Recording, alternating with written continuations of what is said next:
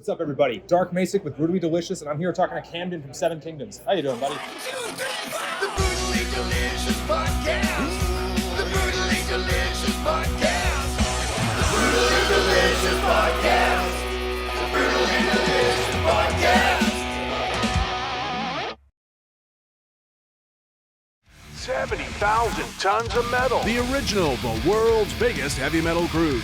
60 bands, 4 days, one cruise ship, only 3,000 tickets. From Miami, Florida to Ocho Rios, Jamaica, January 30th to February 3rd, 2025. 5 days and 4 nights mingling side by side with your favorite artists in this incredible fan-friendly scenario that has no comparison. Go to 70,000tons.com and book your ticket now. How you doing, buddy? I'm good. How you doing? Doing great. It's great to see you again. Hey, so second headlining tour in a year. Saw you last year at Mercury Lounge, I think. Oh, yeah. On Hobson Street. This is gonna be much better. Much better? Yeah. I like that one a lot. There's not a second show in front of us.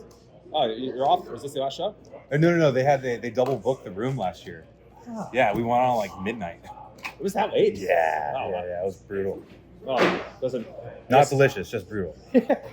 I guess just as a New Yorker, I'm kind of used to that kind of thing. Yeah, I guess so. But Yeah. So just 6 more shows, then you're good? Yeah, yeah. Cool. So you just released The Square like a month ago, and you had 5 songs in there, I think? Yeah. 4 original, 1 cover. Yeah, exactly. So stylistically, I thought it was kind of interesting. So like the song The Square, like title track, that reminds me a whole lot of your older style. But then Wilted Pieces, is it called? Yeah. That's more of like the Love Dagger thing. Yeah. So I guess like, do you have a vision for the rest of the band? Is it marrying the two? Is it one? Is it the other? Is it whatever the fuck you want? We kind of like, instead of like marrying the sounds, we allow like the songs to kind of just flow a little bit. I mean, there's going to be a lot of, like if you look at like Square and Serpent and the Lotus, that's kind of what people would generally expect from us. Through These Waves was like I was trying to do something a little on the heavier side, almost with like a Powerwolf style vibe. And then Wilted Pieces is just our love for like old, 80s kind of hair metal and stuff like that kind of like melodic rock stuff. And trying to make like more of like an anthem with it, you know what I mean? Like something that translates on like a big PA without too many notes actually, and it's not quite as complicated. It's all about like the hook and the vibe. So I think when we do the next record, it's going to be just like that, but just more of them, and that's probably what we're going to end up with. So, but more of all of the 3 songs, kind of like in that style. So like we don't try to like make everything. Like not necessarily like, I mean, it'll weave in and out of one another, but it won't like we won't necessarily marry the sounds. It'll be like this song's heavy, this one's a melodic rock song, this one's a power metal song kind of thing, and that's kind of how we envision it. Interesting. So like you're 5 albums in, right?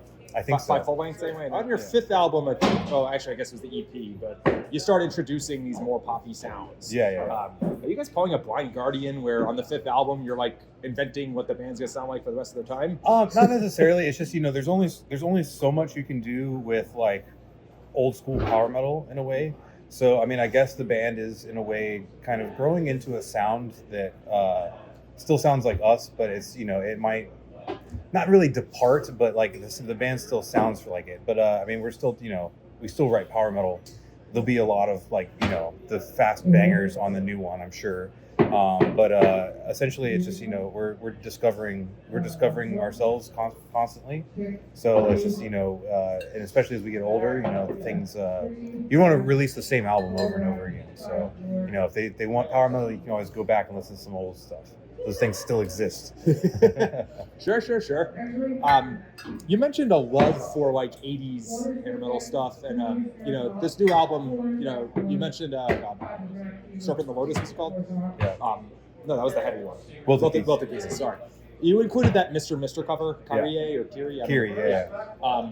So that comes after you've already done Boys of Summer. I know you try to hide that one on Spotify, but it's still there. Oh yeah. No, I'm leaving it up there. Don Henley came in and took it down. Yeah, his team of YouTubers in the basement came and took it down off of YouTube. So they are apparently known blockers. Oh yeah, not just that, but Eagles too. Yeah. And then you also did I Hate Myself for Loving You. Yeah. Is this going to be a trend going forward? Well, all of those were fan picked based off our Kickstarters. So we were the big crowdfunding band for our release, and one of the perks is to help pick the cover. So essentially, like they submit a list of like 10 songs, and then we pick from that list, and those are all on the lists.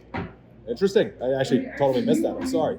So, do we see more headlining Seven Kingdoms in the future? Or? No, actually, this is like our first like test, and we're finishing the West Coast because we didn't do those last year.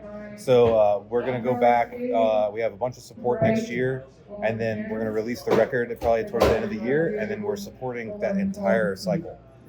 Just because I mean that's how you grow. It's to play in front of other people's audiences. So the next time we try to do this, it'll probably be I'm thinking 2 or 3 years.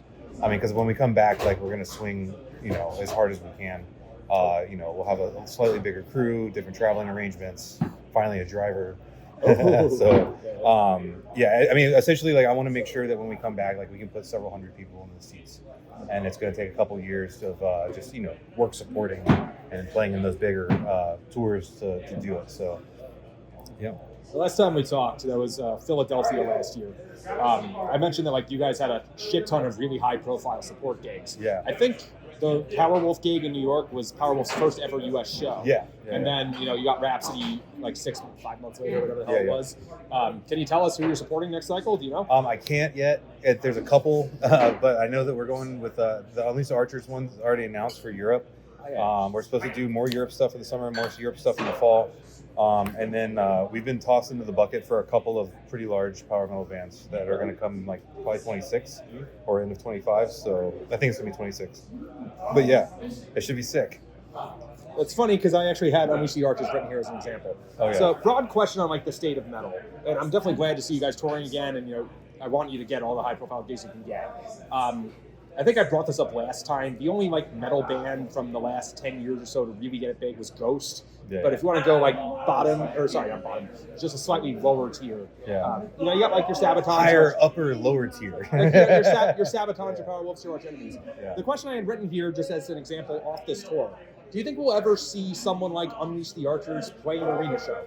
I mean, they did with Powerwolf in Canada. The Powerwolf show was in a small arena.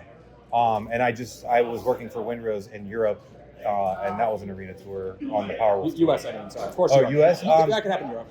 I don't know. I mean, honestly, so when you step up from the big clubs to arenas, it's a really big step, and it's very, very expensive because, essentially, if you're already a big band that can kind of do arenas, your footprint has to increase double or quadruple just to go in the arena.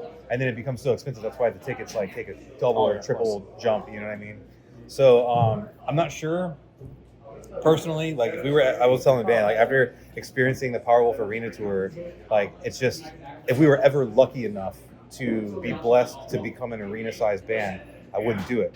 I would rather do a 2-night at a hard rock or a big venue. You're stealing my question. Yeah. Would you rather do 2 nights at Irving? Oh, 100%. Yeah, I would much rather keep the footprint down. I mean, I don't want to travel with 50 crew and then 50 local crew.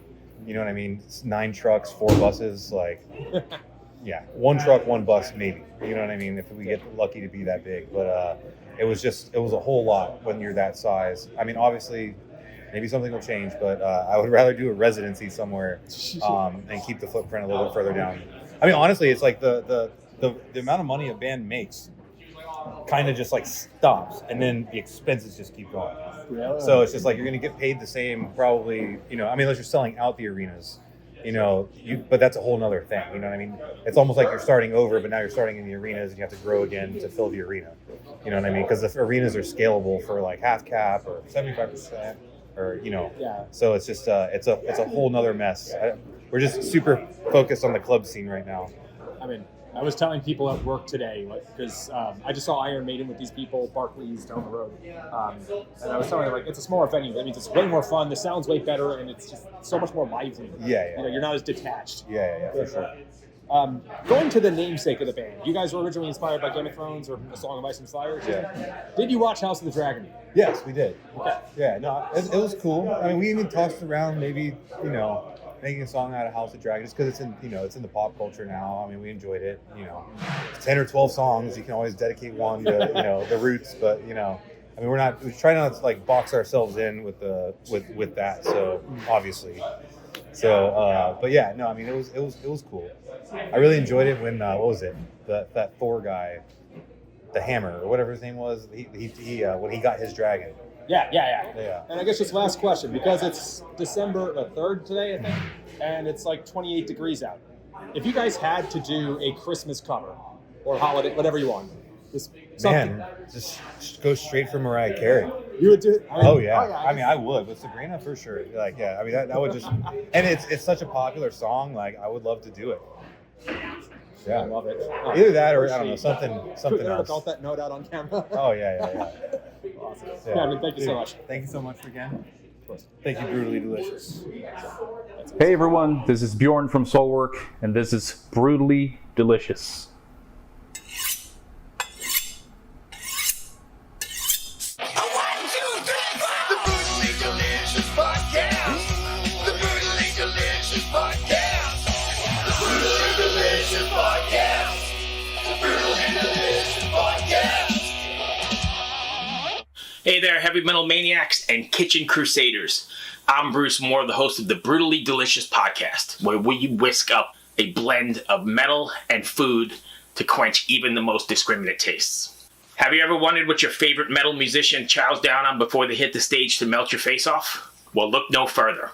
Here at the Brutally Delicious Podcast, we have cooking segments so brutal they'll make your oven want to headbang. From beefy, bodacious burgers, to spicy, succulent salmon, to kickin' caliente cauliflower, and more. We mix metal and culinary creations, resulting in a feast for the senses.